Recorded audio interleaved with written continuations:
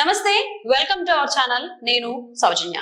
Polling booth లో ఉన్నటువంటి EVM ని పగలగొట్టినటువంటి కేసుకు సంబంధించి పిన్నెల్లి రామకృష్ణారెడ్డిని అరెస్ట్ చేయడానికి పోలీసులు రంగంలోకి దిగారు. సో ప్రస్తుతానికి ఆయన పరారీలో ఉన్నట్టుగా మనకు తెలుస్తుంది.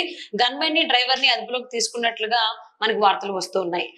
ఈవెన్ ఎక్కడికక్కడ వెహికల్స్ వదిలేసి ఆయన పారిపోయినట్లుగా తెలుస్తుంది. మరి అంశానికి సంబంధించి వారి విశ్లేషణని మనతో పంచుకోవడానికి ఈ రోజు మనతో పాటు ఉన్నారు సీనియర్ జర్నలిస్ట్ దుర్గా కుమార్ గారు ఉన్నారు. వారితో మాట్లాడదాం. నమస్తే అండి. నమస్తే అమ్మ సౌజన్య, మన వీక్షకులు కూడా నమస్కారం.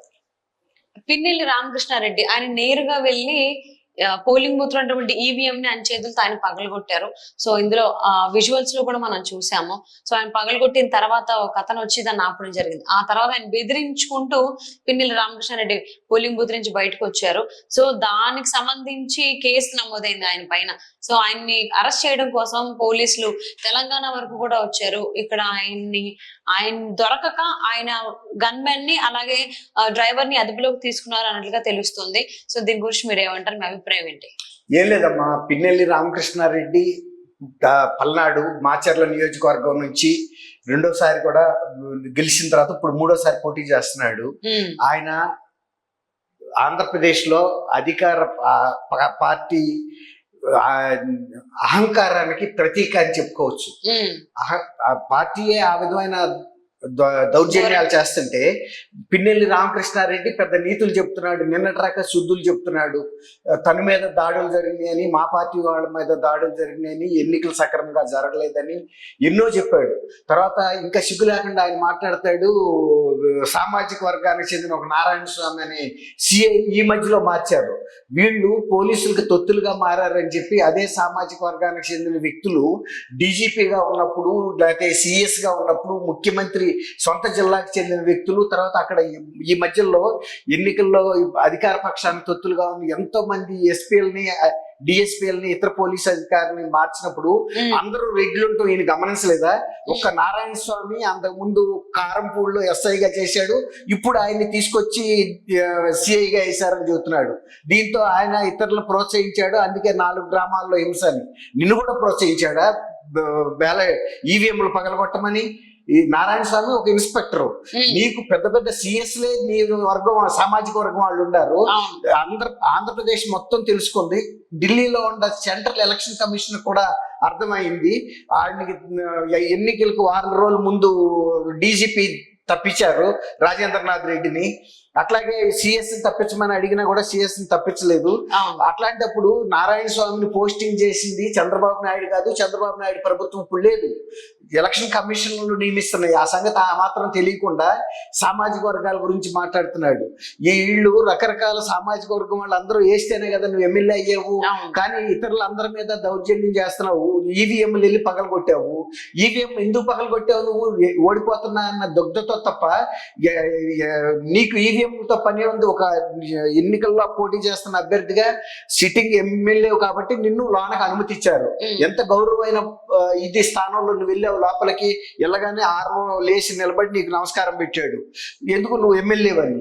అట్లాగే మిగిలిన స్టాఫ్ అందరూ కూడా లేచి నిలబడ్డారు. నువ్వు వెళ్ళటం ఈవీఎం మిషన్ దగ్గరికి వెళ్ళావు, ఎత్తి పగలగొట్టావు. మళ్ళీ అది తృప్తి లేక మళ్ళీ కింద పడిన తర్వాత కూడా తీసి పగలగొట్టావు. ఆ తెలుగుదేశం ఏజెంట్ వచ్చి అడ్డం పడబోతే కూడా అతన్ని పక్కకి తోసేశారు. అతన్ని కూడా బెదిరిస్తా వెళ్ళాడు. అతను ఆ పెద్ద ఆయన ఎందుకంటే మీరు ఎట్లాంటి పని చేయడం తగ్గుతుందా అన్నాడు. పని పడతానని కూడా వార్నింగ్లు ఇచ్చాడు. ఈయన గెలుస్తున్నట్టే, ఆ పార్టీ గెలుస్తున్నట్టు, ఈయన గెలుస్తున్నట్టు. అలాంటి వైఖరి ఉన్న నిన్ను శాసనసభ్యుడిగా ఎన్నుకున్నందుకు మాచర్ల నియోజకవర్గ ప్రజలు సిగ్గుపడాలి. ఇవాళ దీన్ని కూడా వాళ్ళు కప్పిపుచ్చేశారు. ఇన్ని రోజుల పాటు అది బయటకు బయటకు రాకుండా కప్పిపుచ్చి ఎవరో అజ్ఞాత వ్యక్తి వచ్చి పగలగొట్టాడని కేసు బుక్ చేయించారు. వీళ్ళకుండా పోలీసుల మీద ఉన్న అధికారంతో ఇప్పుడు ఆ పోలీసులు కూడా సస్పెండ్ అయ్యే పరిస్థితి వచ్చింది.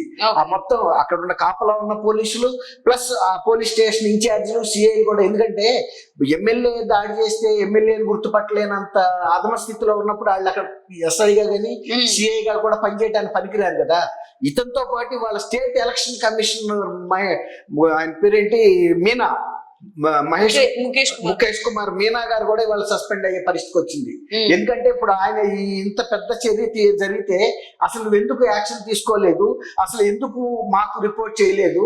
ఇప్పుడు అక్కడ నుంచి కేంద్ర ఎన్నికల సంఘం నుంచి ఈయనకు ఒక లెటర్ వచ్చింది. ఉమ్, అసలు రామకృష్ణారెడ్డి పగలగొట్టిన వ్యక్తి ఎమ్మెల్యేనైనా, అతని మీద ఎఫ్ఐఆర్ అయ్యిందా, రిజిస్టర్ అయిందా, రిజిస్టర్ అయితే అతన్ని అక్యూజ్డ్ గా చేర్చారా, అక్యూజ్డ్ గా చేరిస్తే అతని మీద ఏ సెక్షన్ లో బుక్ చేశారు, ఉమ్, తర్వాత అరెస్ట్ చేశారా లేదా, అరెస్ట్ చేయకపోతే కనుక అది ఇవాళ వెంటనే ఎఫ్ఐఆర్ లో ఆయన పేరు నమోదు చేసి కేసు రిజిస్టర్ చేయండి, వెంటనే అరెస్ట్ చేయండి. 22వ తారీఖు అంటే ఈ రోజు బుధవారం సాయంత్రం 5 గంటల లోపలగా మీరు దీని మీద నాకు సంజయ్ ఇవ్వాలని చెప్పేసి సెంట్రల్ ఎలక్షన్ కమిషన్ రాష్ట్ర ఎన్నికల ప్రధానాధికారికి ఆదేశం ఇచ్చింది, Okay. సంజయ్ ఇవ్వమని. ఇప్పుడు ఆయన కూడా సస్పెండ్ అయ్యే పరిస్థితిలోకి వచ్చాడు. ఎందుకంటే మెషిన్ పగలగొట్టినప్పుడు దాన్ని ప్రభుత్వం దృష్టికి తీసుకురాపోవటం కానీ దాని మీద కఠినమైన చర్య ఏ వ్యక్తి అయితే పగలగొట్టాడో ఆయన ఎమ్మెల్యే అవ్వచ్చు, ఎంపీ కావచ్చు, మినిస్టర్ కూడా కావచ్చు, చీఫ్ మినిస్టర్ కూడా కావచ్చు. ఉమ్, చీఫ్ మినిస్టర్ పగలగొట్టినా కూడా ఎలక్షన్ కమిషన్ కి సంబంధించిన ప్రాపర్టీ ఆ ప్రాసెస్ ని అడ్డుకున్నాడు కాబట్టి ఖచ్చితంగా వాళ్ళు చర్య తీసుకోవాలి.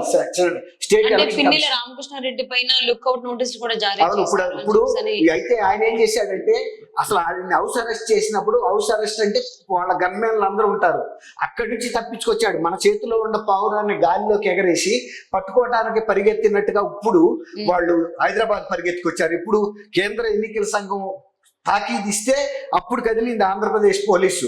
అప్పుడు దాకా పల్నాడు ఎస్పీకి తెలియదు ఇదంతా జరిగినట్టు. కాబట్టి ఇప్పుడు వచ్చి కంది అంటే సంగారెడ్డి దగ్గర కంది దగ్గర ఆయన గన్మెన్లను వదిలిపెట్టి, తర్వాత వెహికల్స్ వదిలిపెట్టి, సెల్ ఫోన్లు వదిలిపెట్టి, డ్రైవర్ని వదిలిపెట్టి ఇద్దరు అన్నదమ్ములు పరారైపోయారు. వాళ్ళిద్దరూ చేశారు అక్కడ దౌర్జన్యాలు. అవన్నీ వాళ్ళకి తెలుసు. కానీ నిన్నటిదాకా బుకాయించాడు టీవీ ఛానల్స్ లోకి వచ్చి కొన్ని వాళ్ళకి అనుకూలమైన వాళ్ళ సొంత ఛానల్స్ లో. కానీ అక్కడ చేసిన దౌర్జన్యాలన్నీ కూడా మాచర్ల పల్నాడు ప్రజలకి వీళ్ళు కంటకంగా మారారు. అంటే ఒక నియంత్రణలాగా తయారయ్యారు. రాష్ట్ర స్థాయిలో జగన్మోహన్ రెడ్డి ఎలా పరిపాలిస్తున్నాడు, మాచర్లని వీళ్ళు ఇట్లా రూలింగ్ రూస్ట్ అంటారు కదా, ఆ రకంగా వాళ్ళని అణిచివేతగా చేస్తున్నాడు. తర్వాత తెలుగుదేశం ఏజెంట్ అడ్డం పడితే అతను కూడా కొట్టారు. మళ్ళీ ఇంకా పైగా వార్నింగ్ ఇచ్చి వెళ్తున్నాడు. అదే కనుక అసలు అతని మీద కనుక చేయి చేసుకుని ఉంటే ఆ రోజు పిన్నెల రామకృష్ణ మర్యాద అక్కడే పోయేది. ఈ గొడవ జరుగుతా ఉండగా మిగిలిన వాళ్ళందరూ కూడా ఎగబడేవాళ్ళు, ప్రజలు కూడా ఎగబడేవాళ్ళు. ఎగబడినప్పుడు అతని పరిస్థితి ఏంటో అక్కడే వెళ్ళిపోయేది. అక్కడేం చేయకుండా వెళ్ళిపోయాడు పగలగొట్టి కాముగా. కానీ కనీసం నేను తర్వాత అక్కడ ప్రెస్ కాన్ఫరెన్స్లు పెట్టాడు, తర్వాత అక్కడే ఉన్నాడు. అప్పుడు కూడా పోలీసులు ఏ విధంగా చర్య తీసుకోవాలా. నిన్న అనూహ్యంగా ఈ వీడియో బయటకు వచ్చిన తర్వాత ప్రతిపక్ష నాయకులు లోకేష్ గారు వీళ్ళందరూ కూడా ఎలక్షన్ కమిషన్ కి ఫిర్యాదు చేశారు. ఫిర్యాదు చేయగానే వెంటనే స్పందించి రాష్ట్ర ఎన్నికల ప్రధానాధికారిని సంజయ్ గట్టిగా యువతతో వార్నింగ్ కూడా ఇచ్చింది. ఇంత పెద్ద సంఘటనని ఎలా మీరు దీన్ని కప్పిపుచ్చి ఎన్నికల ముందుకు తీసుకెళ్లారు, అతను ఎందుకు అరెస్ట్ కాలేదు, కేసు కట్టలేదు, ఎఫ్ఐఆర్ ఎందుకు అవ్వలేదు, ఇవన్నీ కూడా క్వశ్చన్ చేసింది. వెంటనే ఎప్పటికైనా సరే చర్య తీసుకోమంటాం అనేది కేంద్ర ఎన్నికల సంఘం ఆంధ్రప్రదేశ్ ని ఎంత అత్యధిక ప్రాధాన్యమైన సమస్యాత్మక రాష్ట్రంగా తీసుకుంది అనేది మనకు అర్థమవుతుంది. సో పిన్నెల రామకృష్ణారెడ్డిని అయితే అరెస్ట్ చేయడం కోసం పోలీసులు హైదరాబాద్ దాకా రావడం జరిగింది. సో మరి అరెస్ట్ చేస్తారా లేకపోతే ఆయన ప్రెసెంట్ ఎక్కడో పరారీలో ఉన్నట్టుగా తెలుస్తుంది. ఆయన పైన కేసు నమోదైన అందరికీ తెలిసిందే. ఏ విధంగా ఆయన ఈవీఎం ని ఎలా పగలగొట్టారో మనం చూసాం. మీరు అన్నట్టు లుకౌట్ నోటీస్ కూడా ఇచ్చారు కాబట్టి విదేశాలకు పారిపోయే ఛాన్స్ ఉండదు. అంటే అంత అప్రమత్తంగా పోలీసులు ఉంటే కనుక అది జరగదు. ఒకవేళ ఏమన్నా కొంచెం అటు ఇటు లేదు, అది ఇమిగ్రేషన్ అధికారులకి ఇచ్చినప్పుడు వాళ్ళు ఇమిగ్రేషన్ అధికారులు ఇతను పాస్పోర్ట్ ని బ్లాక్ లో పెడతారు.